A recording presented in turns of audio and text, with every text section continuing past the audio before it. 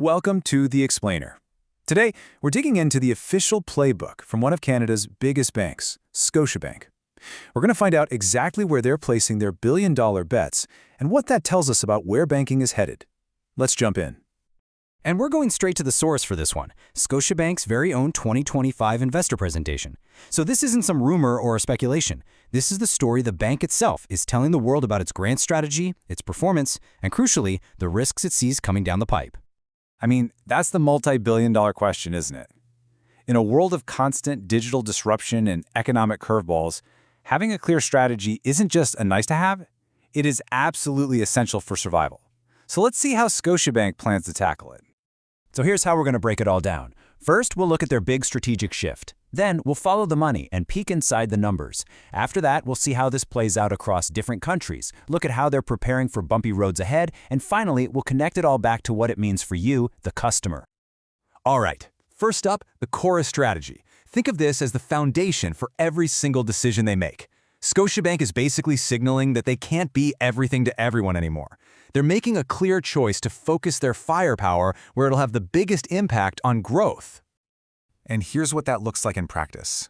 It all boils down to these four pillars. They're going to focus on key businesses, really win over their most valuable clients, use tech to make everything simpler, and get everyone inside the bank working together better. Now, these concepts sound simple, right? But actually making them happen inside a massive organization, well, that's the real challenge. Okay, so you really want to lock in on this term, primary clients. This is a huge shift in their thinking. The goal isn't just about getting more customers through the door anymore. It's about becoming the main bank for the customers they have. You know, deepening that relationship from just a simple checking account to mortgages, investments, the whole shebang. And check this out. Here's a hard target to prove they're serious. By 2028, they want more than half of all new clients to sign up digitally. And listen, this isn't just about having a fancier app. This is a fundamental redesign of how they get customers, moving away from that old-school branch-first model. So that's the game plan on paper, but talk is cheap, right? Is it actually making money? Let's dive into the numbers and see which parts of this banking engine are really pulling their weight. Okay, take a look at this table. It's like a peek under the hood of the bank. You can see right away that both Canadian and international banking are revenue giants. But here's the key question. Where is the bank making money most efficiently? For that, you got to look at that last column, return on equity. And you'll notice the Canadian business is leading the pack. That little detail is the key to understanding everything that comes next. Now, I just mentioned return on equity, or ROE, and it's super important, so let's just quickly break down what it is. Just think of it as a grade for efficiency. For every single dollar that shareholders have put into the bank, how many cents of profit does it spit out? A higher ROE means the company is just plain better at using its money to make more money. And that difference in ROE we just saw, well, that's the clue that unlocks this next part of the story. A major pivot in their international strategy. Scotiabank is making some really tough choices about where to put its money to get the best bang for its buck. Wow, I mean, this slide tells the whole story with just two numbers. The contrast is just stark.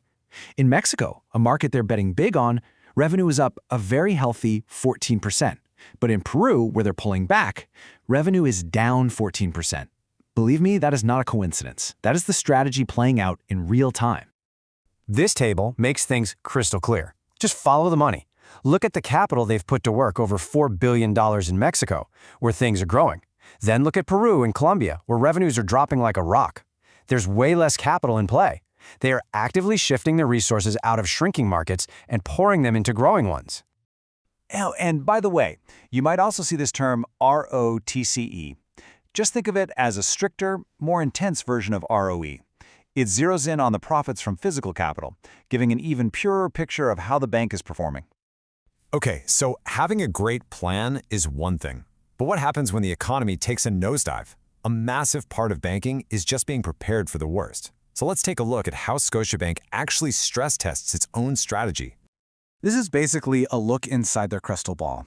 The bank runs these super complex models for a bunch of different economic futures. You've got the base case, which is what they think is most likely to happen. But they also plan for an optimistic case where things go great and a pessimistic case where things get really ugly, with the economy shrinking and inflation soaring. So why do all that forecasting? Well, it all feeds directly into this critical number, the allowance for credit losses, or ACL. Based on those scenarios, the bank has to guess how many of its loans might go bad and then set aside this massive financial cushion, like a giant rainy day fund, to absorb those losses if they happen. And this risk planning gets incredibly specific.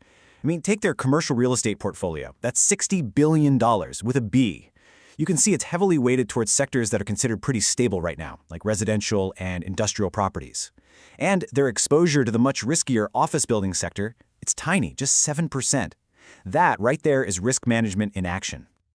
Okay, we've covered the strategy, the numbers, the geography, the risk. So let's bring it all home. What does all of this high-level corporate stuff actually mean for the average person just trying to do their banking?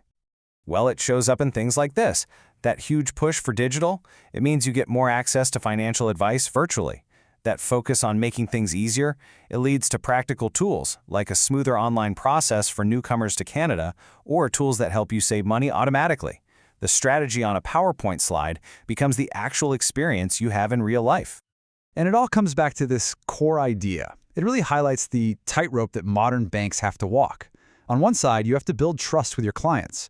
On the other, you have to deliver the profitable growth that shareholders expect.